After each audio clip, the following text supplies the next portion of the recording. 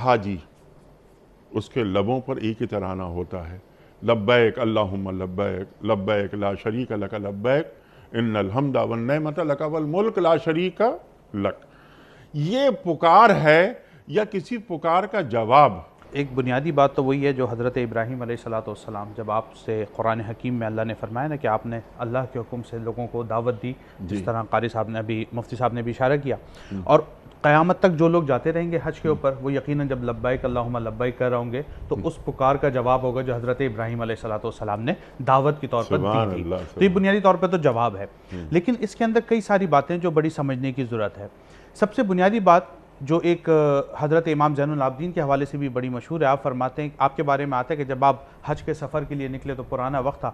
تو اس وقت جب آپ سواری پر سوار ہوئے تو کپ کپی طاری ہو گئی اور زبان سے تلبیہ کے الفاظ نکل نہیں پاتے تھے۔ تو لوگوں نے جب پوچھا حضور معاملہ کیا ہے، تو فرمایا میں اس بات سے ڈرتا ہوں کہ میں تو اللہ کی بارگاہ میں حاضری کا اعلان کروں کہ لبیک اللہم لبیک، کہ اللہ حاضر میں حاضر، اور اگر وہاں سے جواب آ گیا کہ ہم نے تمہاری حاضری کو قبول نہیں کیا تو ہمارا ہوگا کیا؟